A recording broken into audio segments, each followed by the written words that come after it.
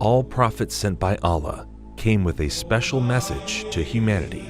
Warn us of an approaching day of judgment. No one can know when the day of judgment will occur. However, God has taught His messengers some of the signs that alert one to the fact that the hour is approaching.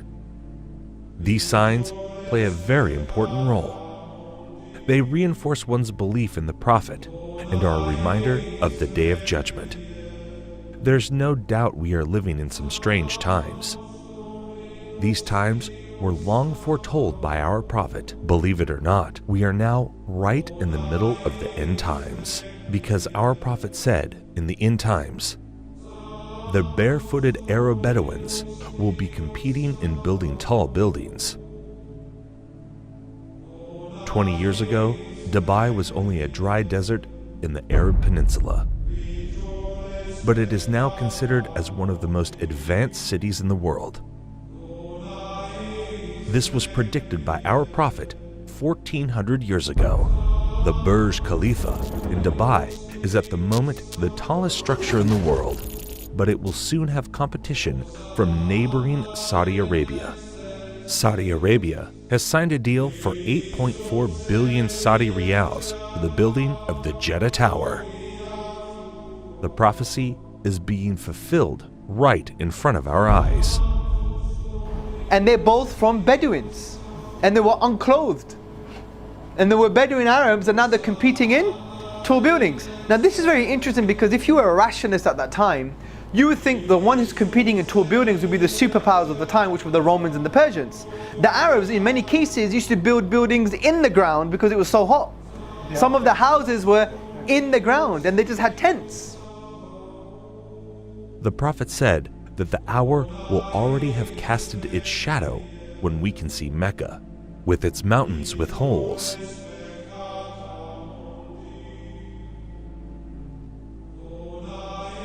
And its buildings reaching the mountaintops.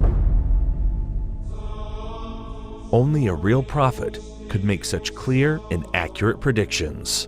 The Prophet also said that in the end times, female singers and musical instruments will become popular. With popular is meant that these things will be achieved on a global scale. Today, we can see numerous female artists who have attained worldwide fame. This has never happened before in the history of mankind. And again, we can see the words of our Prophet being fulfilled right in front of our eyes.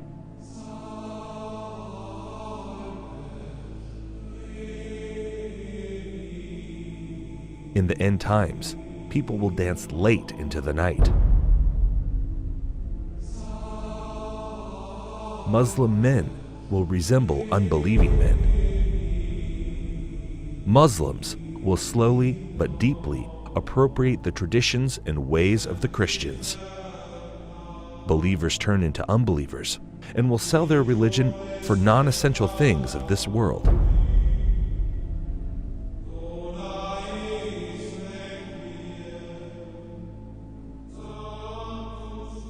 Women who will be dressed, yet will appear to be naked. They will seduce men and will be inclined towards them.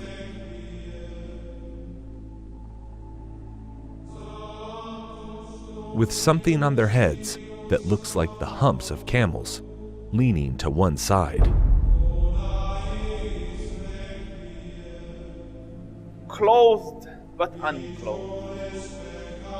You know, some of the swimwear, if you look at, or some of the gym wear, if you look at, they like who are you? It's not clothing. Kasiyatun ariyat, clothed but naked. Or if you look a more moderate tafsir, if you like, clothing will be very tight, or it will be see-through, or there will be cuts and slits around the sides and so on and so forth, so that although it pretends it doesn't show, it shows.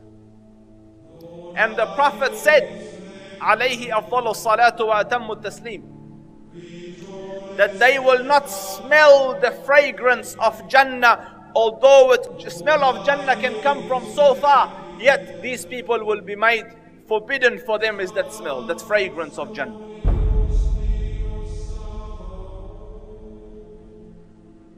people will walk in the marketplace with their thighs exposed. This sign is very obvious, especially in Western countries. Keep in mind, these events are very recent. Just 100 years ago, even in these countries, the women wore modest clothes. The Prophet said, "Most certainly, people from my nation will consume liquor which they will describe with some other names." This is a prediction and a reference to the different brands of alcohol that are available today. Liquor stores are strewn throughout the city of Amman. By law, bars and liquor stores must be owned and run by Christians. No Muslims allowed. However, Muslims are perfectly free to patronize them, and they do. Our customers are both Christians and Muslims.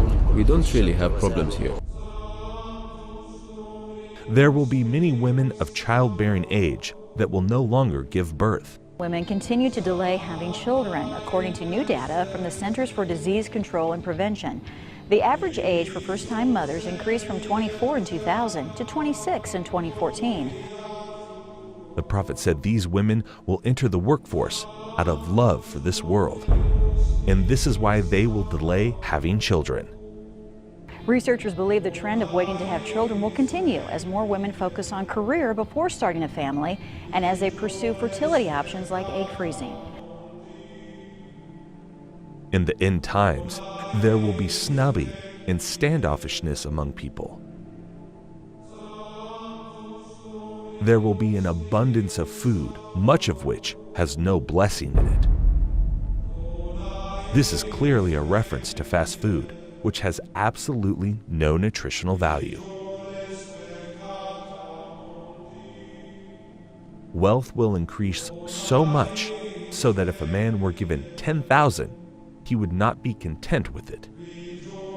But the wealth will be shared out only among the rich, with no benefit to the poor. The rich will get richer and richer. Today, the top 1% wealthy people have half of the wealth in the world. Western corporations are plundering developing countries. The decoration of mosques will be a matter of pride and competition. Abundance of police squads and oppressive officials who wield whips the size of the tails of cattle.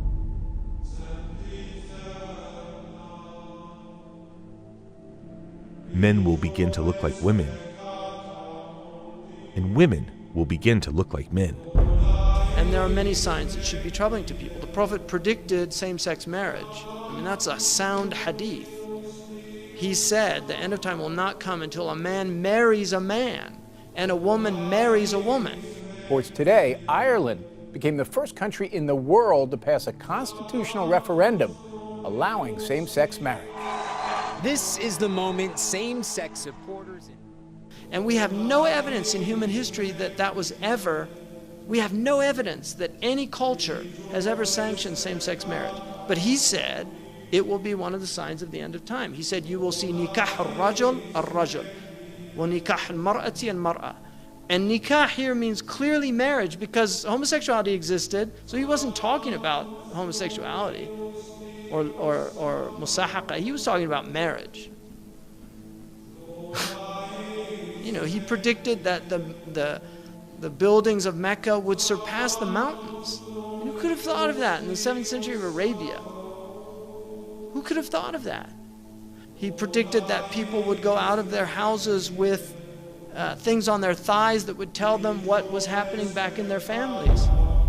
He said that people would talk to shiraku na'alihi, which in Arabic, shiraku na'al is this. That is what a shiraku na'ali, which is the universal sign today for telephone. And he said a man will talk to his shiraku na'al. You know, that's how people say it, right? The Arabs call that shiraku na'al. The Prophet ﷺ predicted many, many things that have come true. That in the 7th century in Arabia, it just would not have been possible to predict those things, or it wouldn't even occur to people.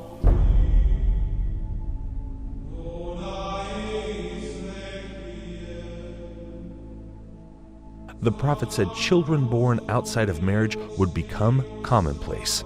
In Colombia, more than 8 out of every 10 children are born to unwed mothers. But the actual percent of U.S. births to unmarried women has gone up a lot. 2002, 34% of all births. 2013, 40.6% of all births in the U.S. In 1960, 5% of children entered the world without a mother and father married to each other. By 1980, it was 18%. By 2000, it had risen to 33%, and 15 years later, the number reached 41%. The prophet said in the end times, obesity would become prevalent. Well, the explosion of overweight and obese people in the developing world is largely down to the emerging economies, those that have gone through a transition from being low-income economies to middle-income economies in the last generation. And that has produced a large middle class of people who have rising incomes and they can buy the foods they want, and they're undertaking more sedentary lifestyles. Smog will appear over cities because of the evil that they are doing. India's second largest city, New Delhi, remains shrouded in dangerously thick smog. Problem affecting a huge swathe of northern China at the moment, with a pollution cloud hanging over this country from the Russian border in the far northeast all the way down to the central cities. The prophet said great distances will be traversed in short spans of time. Voices will be raised in mosques.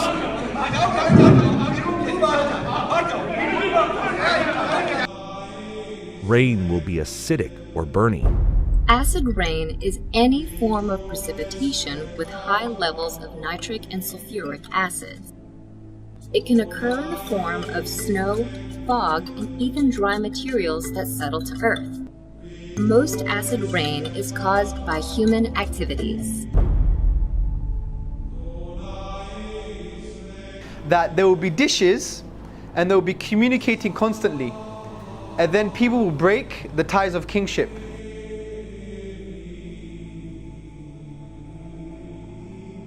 The word for dishes is literally a dish, and the word that's used now is the word for satellites, and they're dishes and they communicate. Academic journal that says there is a correlation between people sitting at home watching satellite TV and not having communal family ties anymore.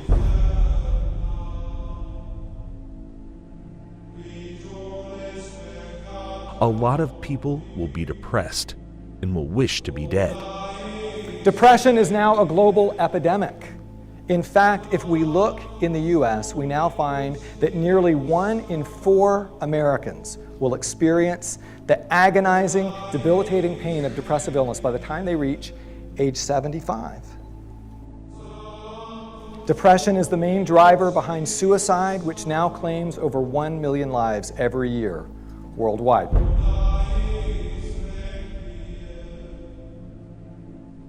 Holding on to Islam would be as if one is holding on a hot coal. A man will be a believer at night and a disbeliever in the morning. Does this sound familiar?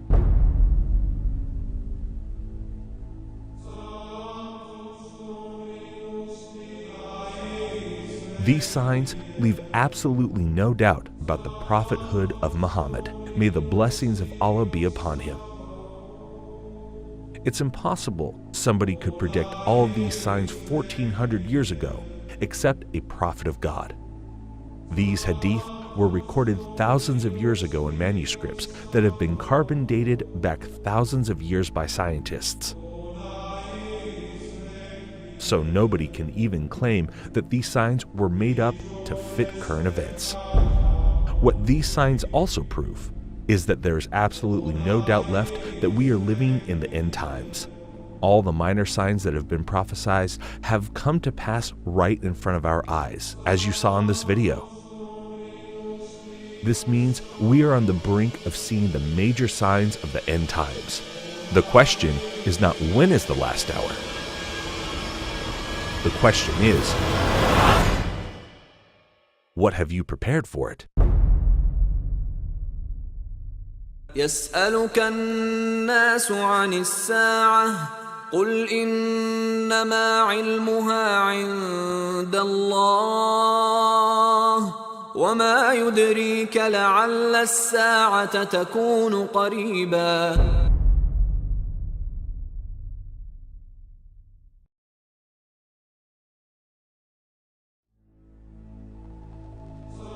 One of the first major signs that will plunge our world into dark times is a war so great which humanity has not witnessed before. The next event that is about to occur is the Great War.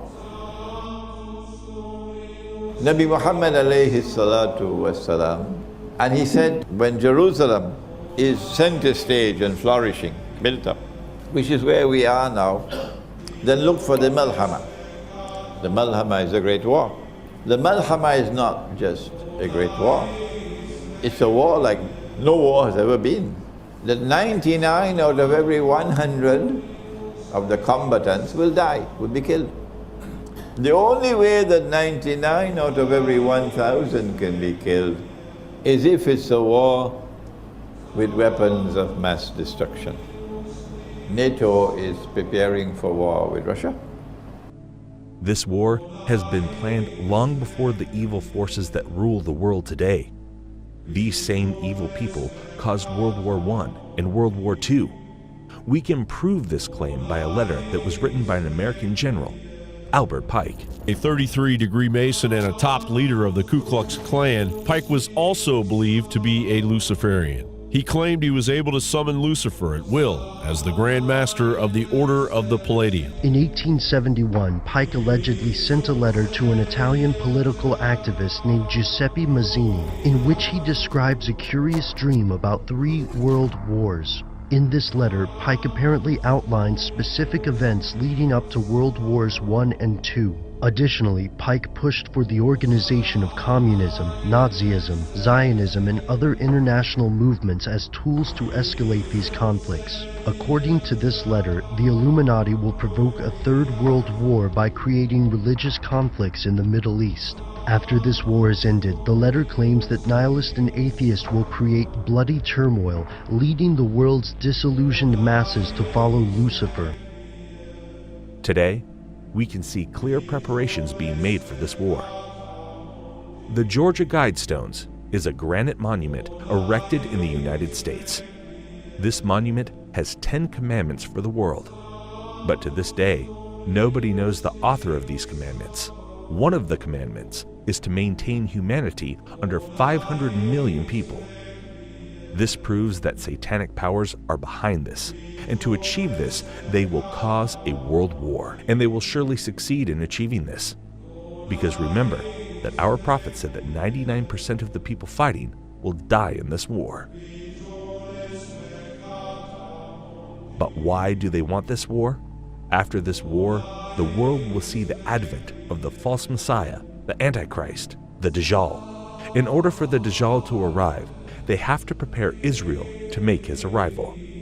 That there is a fella, a mastermind at work, who wants to rule the whole world. He is the one who says a man could marry another man and get a marriage certificate.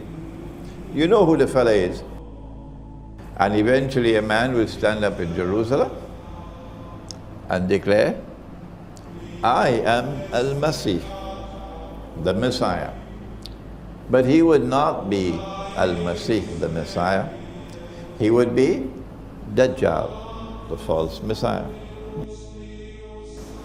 In order for him to achieve his objective, for Israel to rule the world, he has to make Israel very, very big, like the United States. But that's not possible. Israel cannot expand. Israel is surrounded by the Arabs. Forget it. Or the world has to become much smaller. Which one will it be? Which one will it be? Yes. The answer is the world will have to become much smaller. And that's why we're going to have nuclear war. The main goal of World War I was to dismantle the Islamic State and establish a Jewish Holy Land in Palestine. 1914. talk begins in the British cabinet at the highest levels of promising a Jewish homeland to the Zionists. The Zionists were a movement, a group of influential, powerful Jews in Europe, and the goal of Zionism was the establishment of an independent Jewish homeland, preferably in Jerusalem. But after Israel was established, the majority of the Jews were against a Jewish Holy Land. American Jews, by and large, scoffed at the idea of an independent Jewish homeland. They thought this is ridiculous, we're happy where we are, we're acclimatized, we love America. There was no notion, and they did understand it would cause problems and whatnot. This is why they used Hitler to plunge the world in a second world war and commit a genocide on the Jews. Jews in America did not support Zionism until basically Hitler and World War II. That's when they felt the need to have an independent Jewish homeland, and this is well documented. This is not some type of theory. This is a known fact. World War III will be caused to reduce the world population. This will make it easier for them to rule the world. This is their new world order, with the Dajjal as their ruler. As they say to the world, we must come back to religious values. This is Pax Judaica. But their oppression will be greatest of all, because they want to rule over everybody.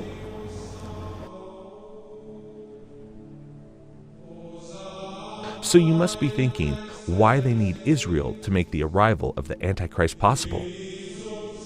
The Satanists want to build their third temple in Jerusalem.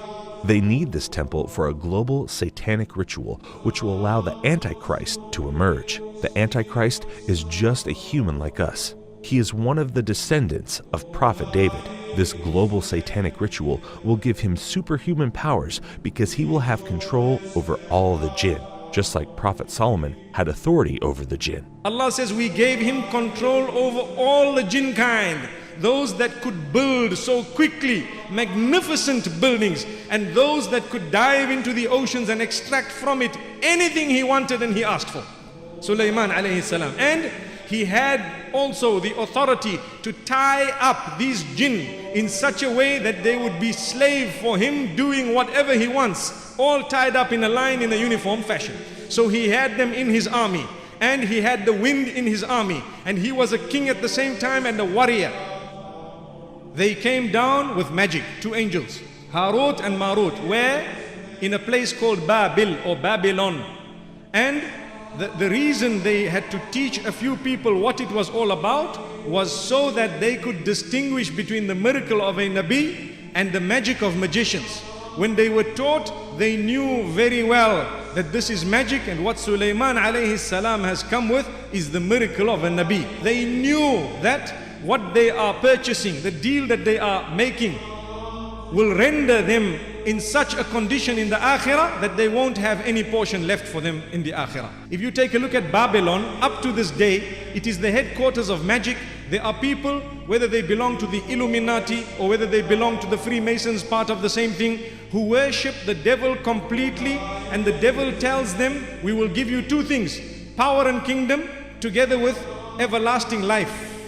The seat of magic is in one of two places. You find it in Egypt where the pyramids are, because there was a lot of magic at the time of Pharaoh. The temple of Solomon is spoken about. May Allah's peace be upon Sulaiman. His intention was brilliant. He in fact abandoned everything, but he had all the books under his throne. They were there.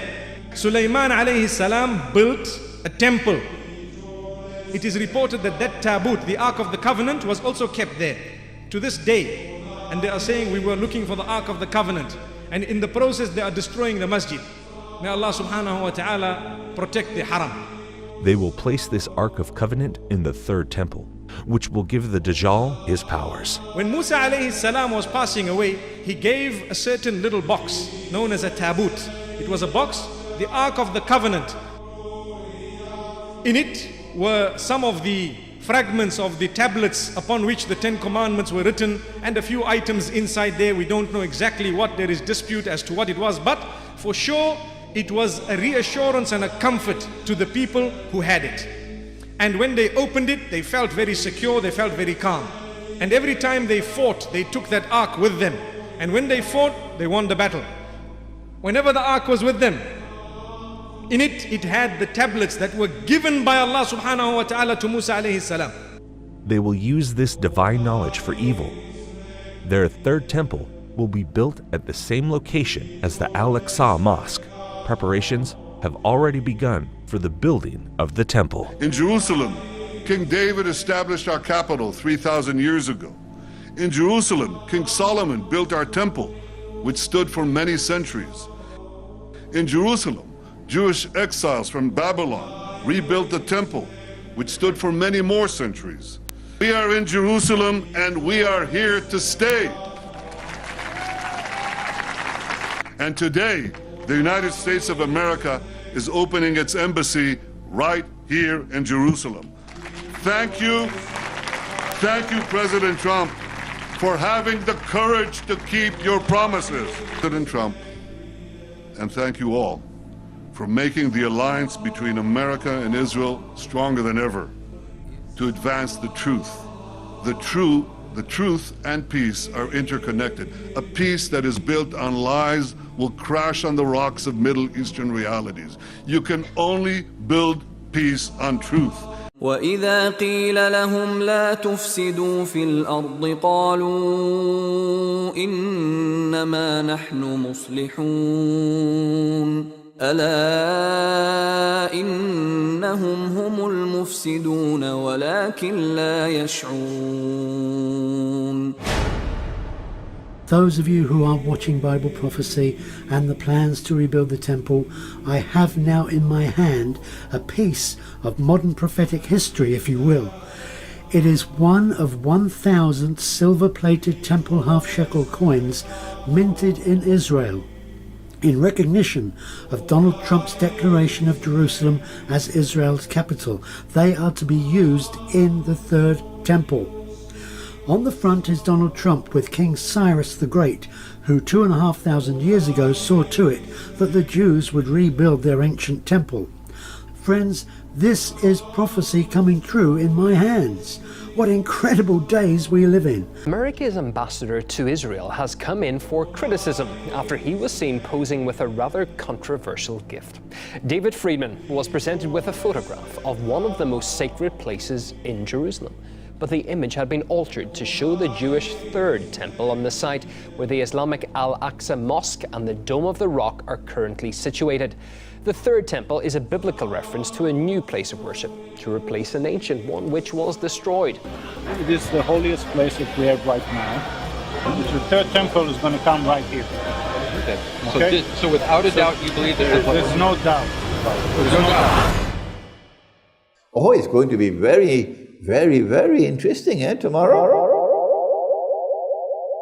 يا أيها الناس اتقوا ربكم إن زلزلة الساعة شيء عظيم يوم ترونها تذهل كل مرضعة عما أرضعت وتضع كل ذات حمل حملها وترى الناس سكارى وما هم بسكارى ولكن عذاب الله شديد ومن الناس من يجادل في الله بغير علم ويتبع كل شيطان مريد كتب عليه أنه من تولاه فأنه يضله ويهديه إلى عذاب السعير